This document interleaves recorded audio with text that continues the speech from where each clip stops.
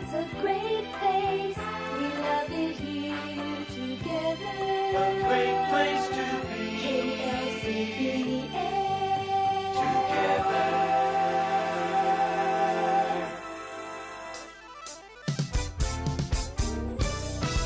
It's time for Papandayan Jazz Fest on KELCBS The Jazz Wave.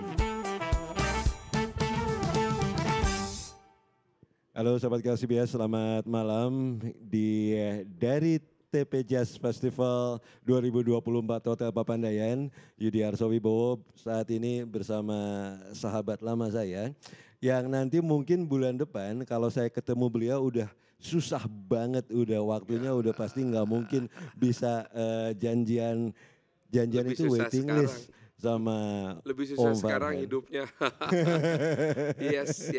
Thank you. Apa kabar semuanya sahabat KLCBS? Sahabatku Yudi Arsowibowo, saya Muhammad Farhan dan saya lagi jadi tamu talk show di KLCBS. Oke, dan sebagai pertanyaan ketiga, Oke, kita semuanya serba tiga sekarang, nggak ada Oh iya. satu, nggak ada dua, tiga. Nggak satu dong, nggak ada dua, empat apalagi hanya tiga. Hanya tiga. Dan oh ya sahabat KLCBS, Farhan ini adalah seorang yang menginspirasi saya untuk menjadi seorang penyiar.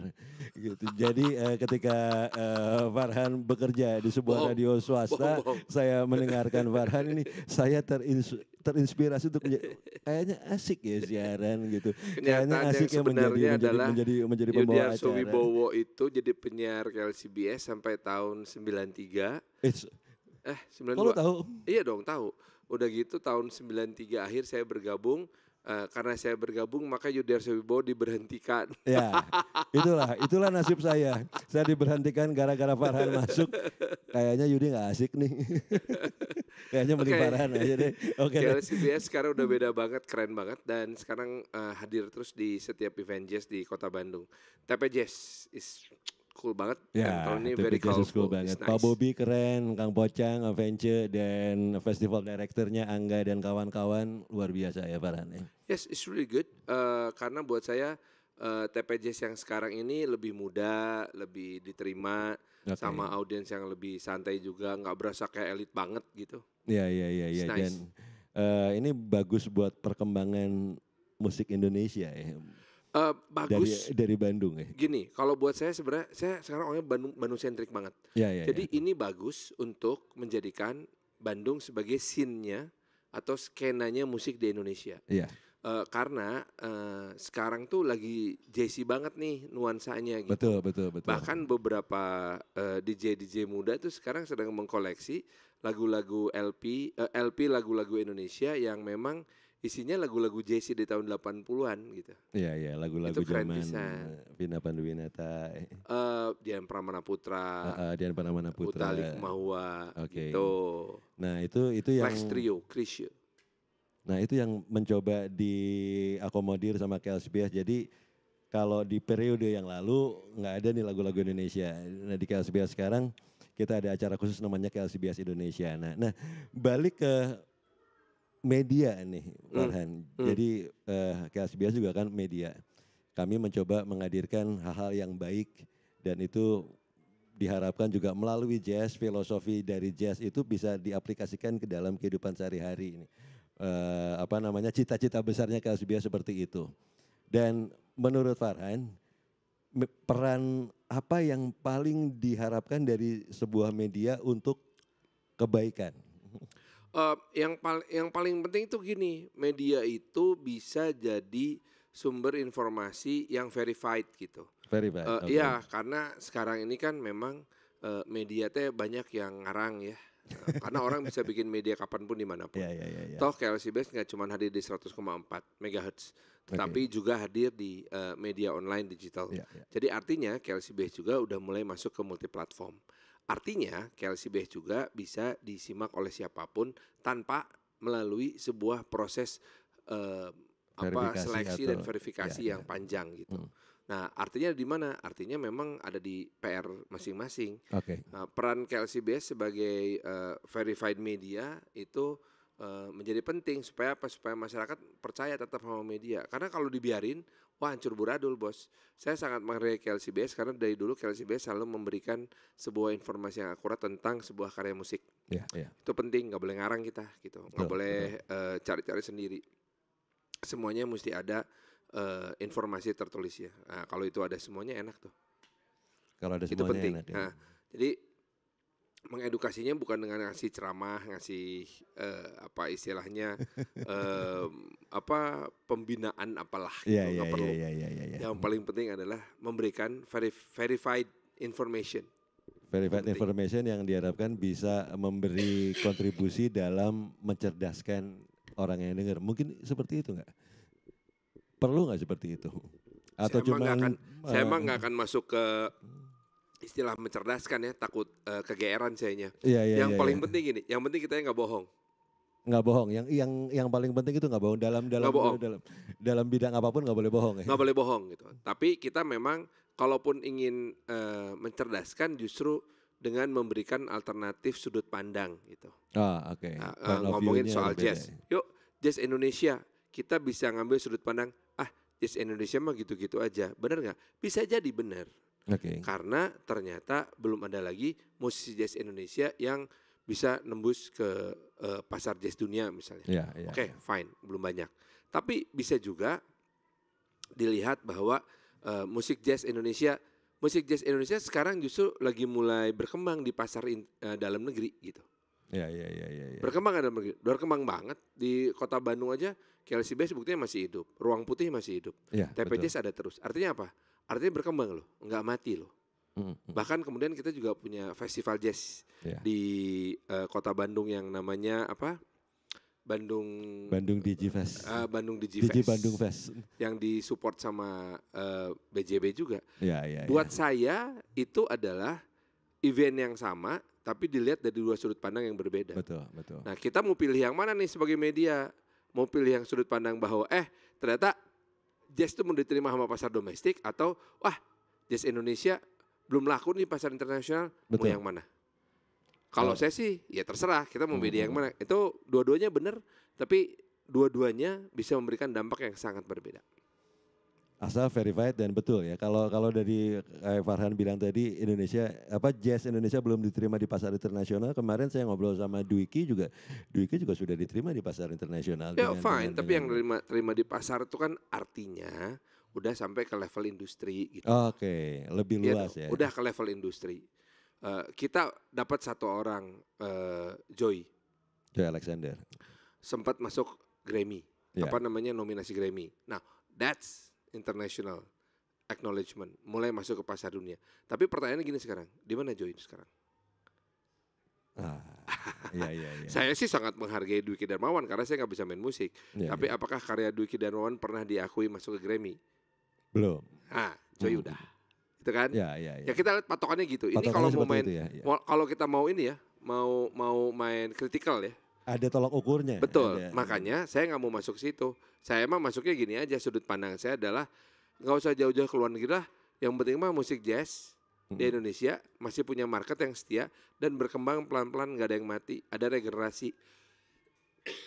Saya melihat dari sisi pemain, para pemain yang masih sepuh bertahan, seperti Om Ule misalnya. Ya, Om Patisilano. Masih bertahan dan masih keren, masih enakan mainnya, jam session dengan siapapun masih bikin orang nyembah gitu. Iya, iya, Tapi iya. kita juga punya para pemain-pemain muda yang berani bikin big band seperti yang dibikin oleh Bandung Jazz Orchestra gitu.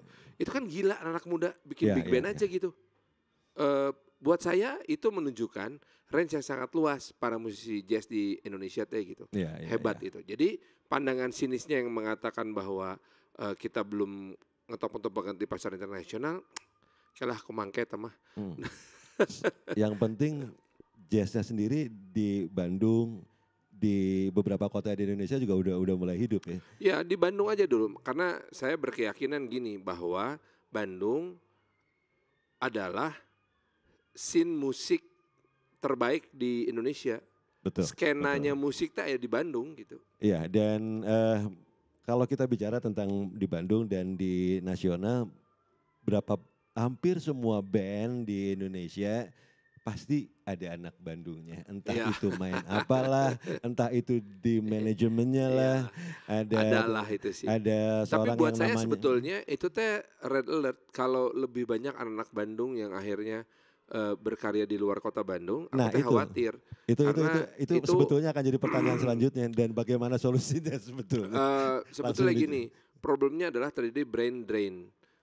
Di mana talenta terbaik di Bandung itu nggak betah tinggal di Bandung, dia pada Oke. cabut sana. Nah, Nah, mungkin karena wajar-wajar aja, secara nilai industri, pendapatan dan lain-lain lebih untung kalau kerja di luar Bandung. Saya Iya, pun iya. mengalami hal yang iya, sama. iya. Tetapi harus sampai pada satu titik di mana mereka mau balik lagi ke Bandung. Harus mau balik lagi ke Bandung for whatever the reason. Iya, iya. Walaupun alasannya kebanyakannya sentimental reason gitu. Iya, iya, iya. Ya kan? Nah, hal itu tetap mesti jaga. Artinya apa?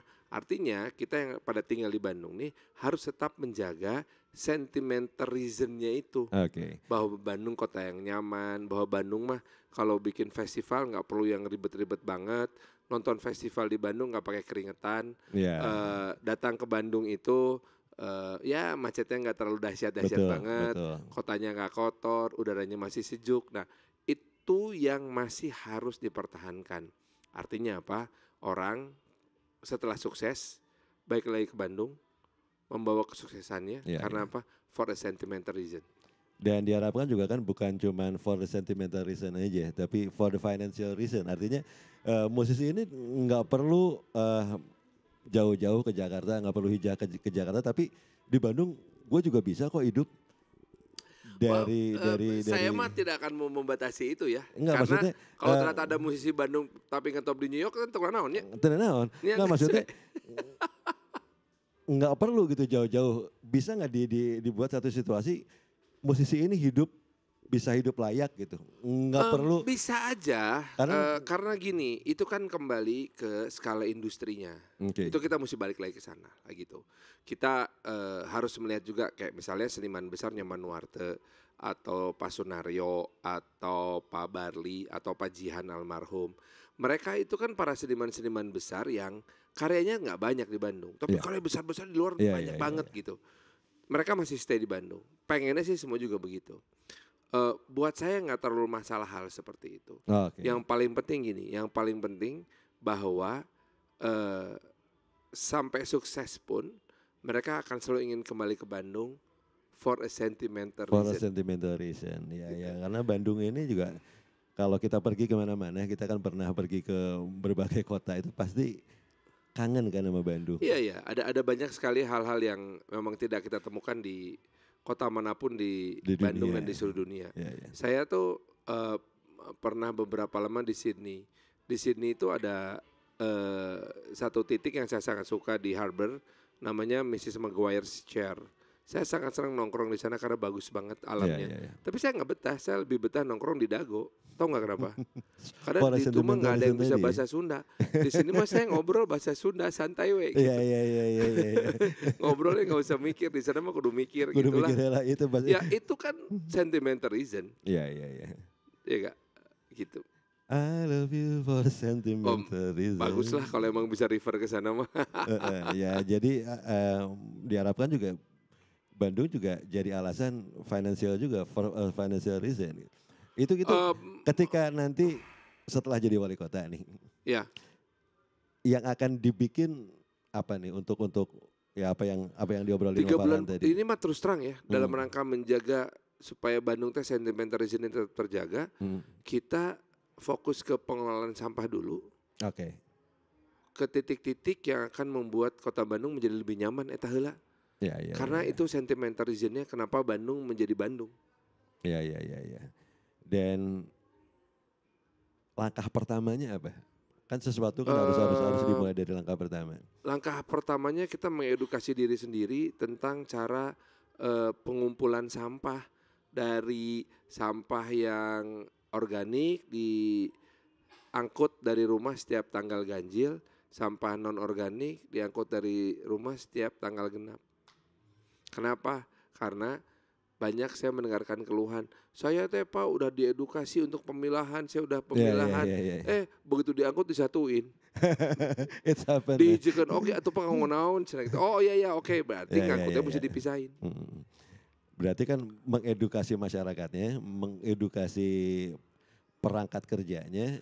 Iya, jadi gini, edukasi masyarakatnya harus ditindaklanjuti atau diikuti atau di follow up gitu ya dengan berbagai macam kebijakan yang membuat edukasi itu tidak percuma. Oh ya.